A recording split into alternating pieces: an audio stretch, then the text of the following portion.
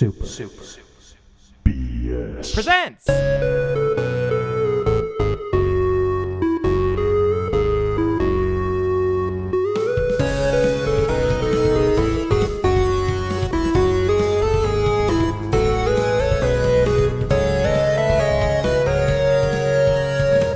Frank here. Today I had the pleasure of chatting with Andy Schatz, the lead designer on Tooth and Tail and the creator of the indie game studio Pocketwatch Games.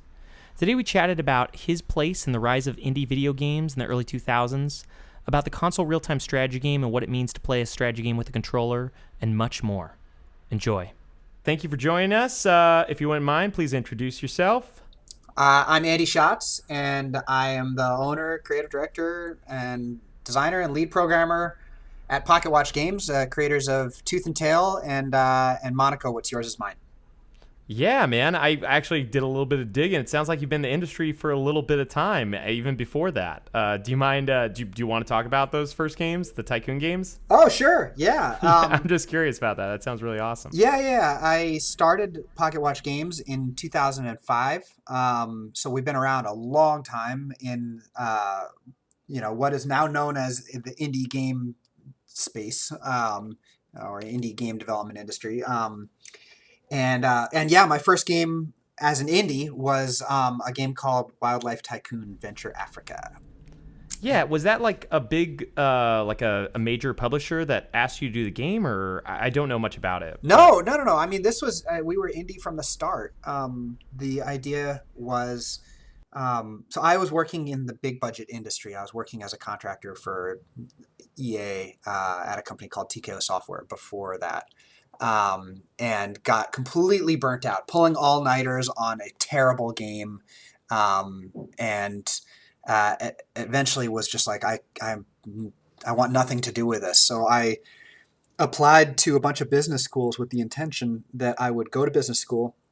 I'd quit my job, go to business school, and come back and fix the industry as an idealistic 23, 4-year-old was...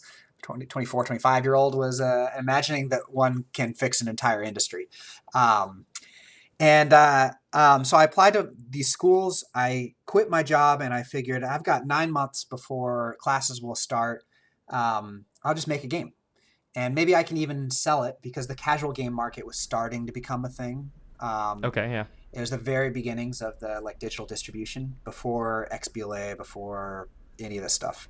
iOS was like a year or two later. Yeah. Actually, Steam had just launched. The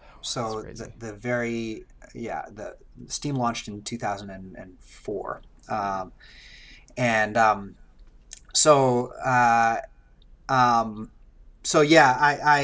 quit my job, and 4 months later, I got rejected from all 4 schools. But in the same week, I'd gotten a bunch of press coverage for the game that I was making. So I was like, I guess I'll just make the game and I'll start my company now. Yeah, that's awesome. Yeah. That's really cool. You know? And what's cool about it is, I've gotten to really be in the thick of the rise of indie games as a movement. And, I hosted the Independent Games Festival Awards 5 times. We won it for Monaco. We won the grand prize and a design award. That original game, Venture Africa, was nominated for a grand prize. And while I certainly don't get to take credit for everything in the indie games space, and I've really just been a very small part of it, being a small part of it, having the dreams of fixing the game industry, in many ways we did. Yeah, I mean, the huge I don't want to say rush, but onslaught almost of great indie titles kind of came out. I remember Monaco being right around that time, 2013. I want to say 2011 to 2013. That was the Braid. That was Castle Crashers, all Braid the small companies. Braid was Braid won the design award in the IGF, in the Independent Games Festival year that Venture Africa was nominated. It was the same. It was actually the same year. It was before Braid was out. Many years before Braid was out. Yeah, because Braid didn't release till 2009 or 10, right? It was before 10. Way later. It was before 10. I would have been either I think it was probably 2008 when it came out. Okay.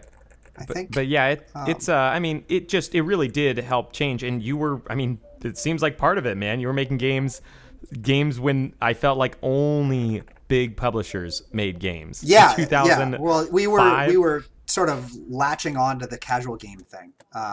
So there were a bunch of like the very early indie game scene was latching onto that and distributing games through like Yahoo Games and Big Fish Games and things like that. And then XBLA came along and Steam and Valve opened up Steam a little more, and that's when things really blew up. Well, I want to talk a lot about Tooth and Tail today, but before we get into that, your last game before it, Monaco, kind of set, I would say, the indie scene on fire for a while. I remember reading it winning tons of awards and stuff. I was wondering how that affected the process of creating Tooth and Tail. Like, I didn't get too much of a chance to play much of Monaco, but I'm wondering if there's any similarities in that, like game design, or if it all affected the process of making Tooth. Yeah, absolutely.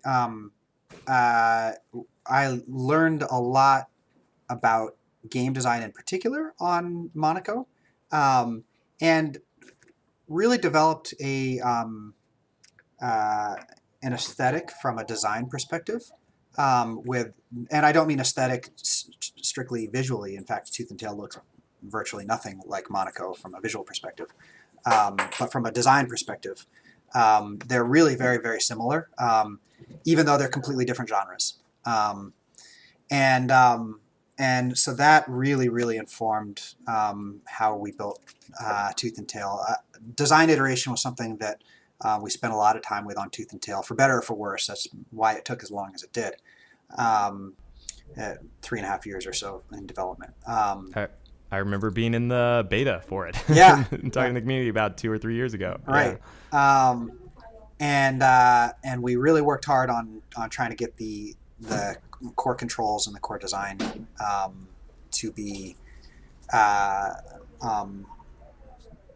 close to perfect as we could get them for to make the game easy to pick up and play and simple to play without losing any of the mechanical depth of real-time strategy.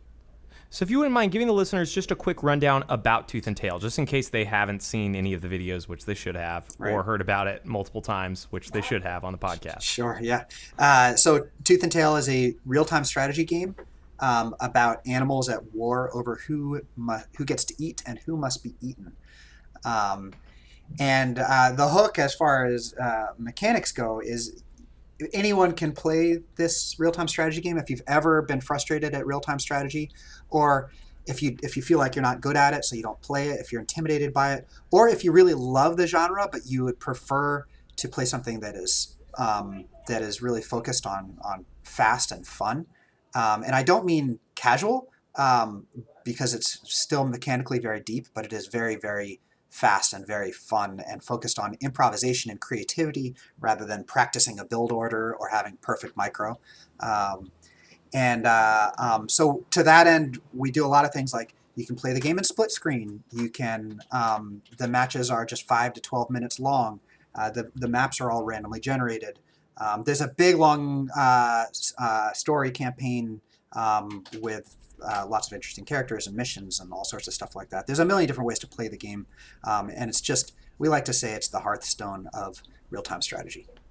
Yeah, as a big console fan, and pretty much, I rarely play PC games. I played the Tooth and Tail beta on PC, and that was about it. But I love the idea of controller-based strategy games. I was one of the few people who loved StarCraft 64, so that should give you an idea of who I was. How much of Tooth and Tail was made from your guys' love of Goblin Commander Unleash the Horde? You know what? Yeah, actually, going back to your previous question real quick, I probably should clarify. You can play the game. In fact, it's great on a controller. We really designed it to be able to be played on the controller.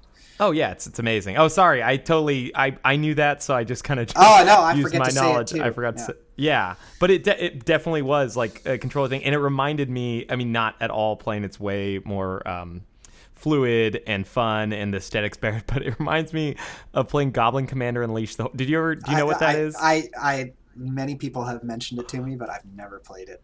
It is, yeah. You are literally like a goblin, and you create like, minions who follow you around, and you can only have X amount of them. Gotcha. But it's a very, obviously it's nothing like Tooth and Tail in a lot of ways. Right. But so when did you guys start working on Tooth and Tail?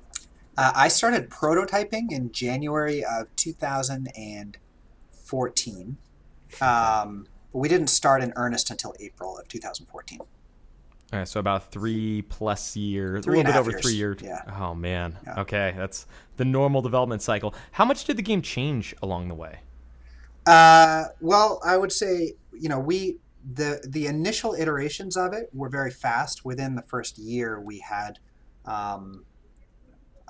were very sort of close to what the game was. But then we spent a lot of time trying to find the right artists and really, really iterate on the core design. And a lot of that stuff, it was necessary to making the game good, but they're all very subtle changes. And then over the last year of development, that's when we were working on things like the PlayStation 4 and split screen, the campaign, things like that. So that was a year of very, very hard work. I'd say that the game obviously changed tremendously over the first year and over the last year, but that middle section, we were spending a lot of time really just iterating on the core design. That's excellent. And so I read you guys use the Monogame game engine. Yeah. What is that? Monogame is Microsoft made a gaming framework called XNA for this was for the Xbox Live Indie Games portal on the Xbox 360. On the 360. Yeah. And it was a fantastic framework. So it's not a full engine like Unity or Unreal. It's really just a sort of low-level framework, somewhat bare-bones framework for you to be able to build on top of. This XNA framework, and by that I mean it's like it is code, right? It's yeah. And is it in C++ or it's Java? In C Sharp. Or? It's in C Oh, Sharp. C Sharp. Yeah. Okay, cool. And this was a somewhat beloved framework. There's a lot of famous games that were built on XNA, including Fez, I believe Terraria, Monaco, a ton of other big games.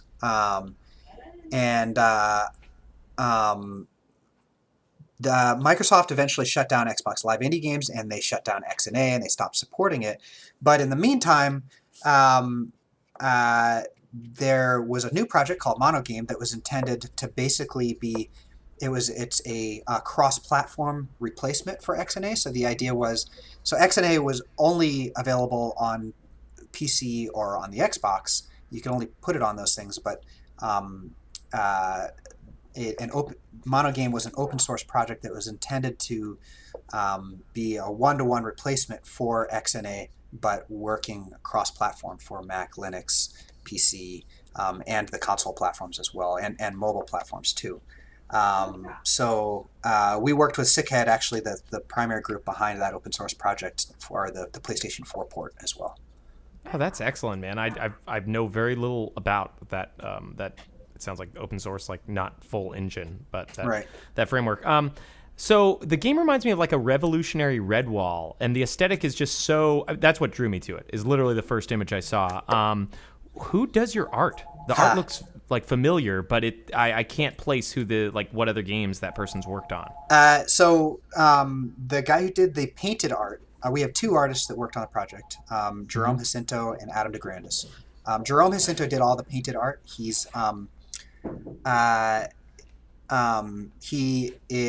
actually found him by Googling Redwall fan art. Nice. That's awesome. He lives in the Philippines. He is a high-level parkour professional. He does a lot of parkour.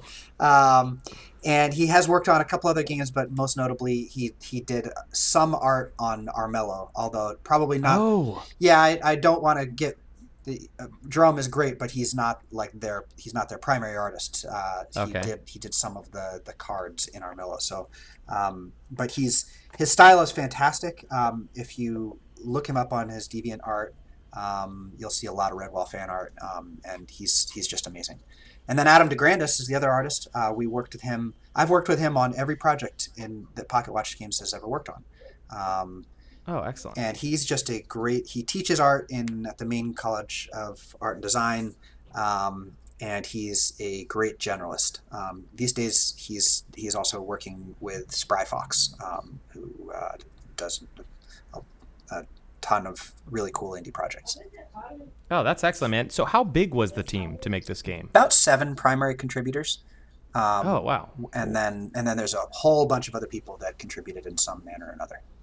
Well, one of the people that I've recognized, and I'm sure you get talked to about this person a lot, is Austin Wintory. Yes. Like, how was it working with him? His music's amazing. I've bought the soundtrack. It's excellent. Austin is amazing. Austin is incredibly creative.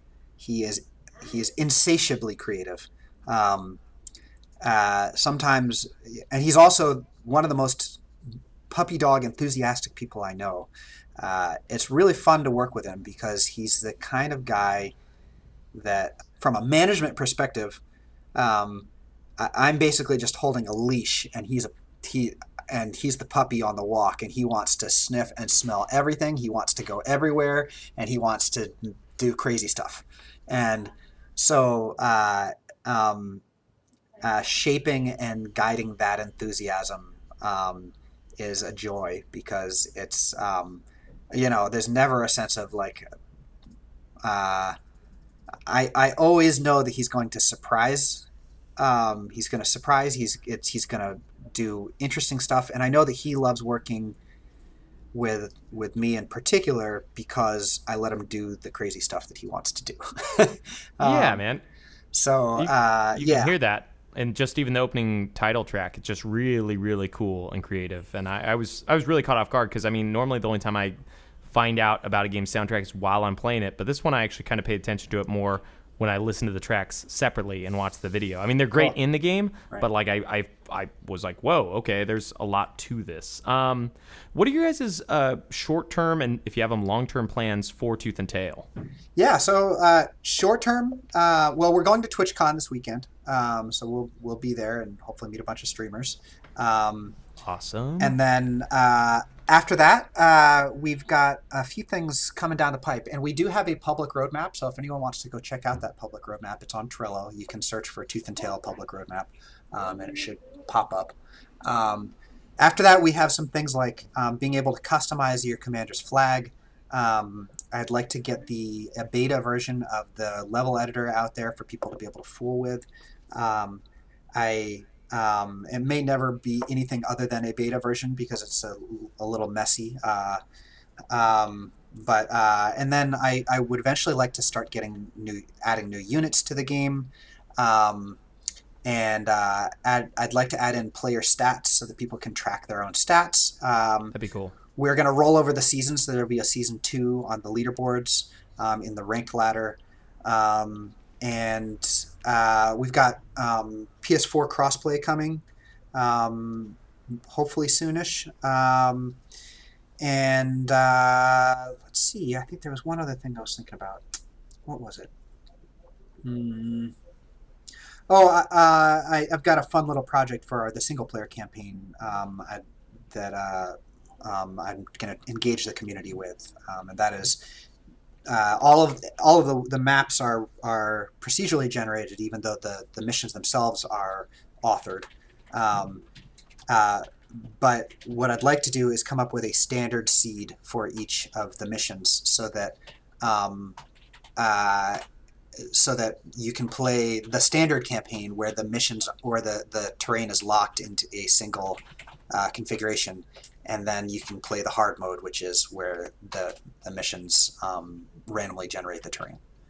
Oh, that sounds like a great idea. Yeah, and then I'm going to what I want to do is crowdsource what the standard seeds are on those procedurally generated levels. So I got to ask 2 hard questions for you. Yeah, go for it. One is, we are huge fans of the Microsoft platform here, just because, Like PlayStation definitely, surprised a lot of people this generation and did a lot of great things. But I do love the ability to play my old games backwards compatible, and I've always enjoyed the Microsoft controller. Are you guys planning on bringing the game to Xbox One? That would be awesome. We don't currently have any plans to, but we'll see. We'll see. And then the other thing that I play, I have all three, but the one that I've been playing the most recently is my Switch. I don't know if you own one of those. I do. I am obsessed with Breath of the Wild. It's probably my favorite game of the past 5-10 years. It's amazing. Are you guys thinking about bringing it to that? Because that's something I love playing games on too. I'd really love to. We'd love to bring the game to the Switch. Yeah, I don't want to take too much of your time, but aside from Tooth and Tail, are there any other projects you guys are working on, or are those too far off to even talk about? Probably too far off to because I'm starting to have some ideas percolating in my head, but not. But there's no work being done on that yet. We really want to just focus on Tooth and Tail and continuing to support the community and grow the community as well. Well, I think you guys are doing an excellent job. The game's just beautiful. It's a ton of fun to play. Appreciate you for taking your time, Andy. If there's one last thing is there anything that you could leave like aspiring developers who are looking into getting into the game industry, like some piece of advice or that you could give to them? Sure, yeah. I think that the piece of advice that I usually give to aspiring developers is don't get too ambitious. Never get too ambitious. No matter what you are trying to build, it will take 3 times longer and be 3 times harder than you expected it to be. And a finished game is a far more satisfying experience than a finished small game is a far more satisfying experience than an unfinished large game. So start with something very, very small. Even when you get to be really good at making games, build small things because they will always be bigger and harder than you expect them to be. Very, very true. Well, thank you so much, Andy, for your time. I really appreciate it. If you guys are going to TwitchCon this week, check them out and talk with them. Anything else that you'd like to add before we sign off? No, I suppose if your listeners want to join us in our Discord channel, that's where our community hangs out. That's discord.gg/pocketwatch, or you can follow us on Twitter at pocketwatchg. And we'll see you on the battlefield. Thank you so much, Andy. Thank you for your time. Appreciate it. Bye. Thanks for listening. And if you can, please rate us on iTunes. Check out Tooth and Tail on PlayStation 4 or Steam. Follow Pocket Watch Games on Twitter. Jump on their Discord. And keep in touch. Email us at superbscast@gmail.com. Thanks. Oh, yeah.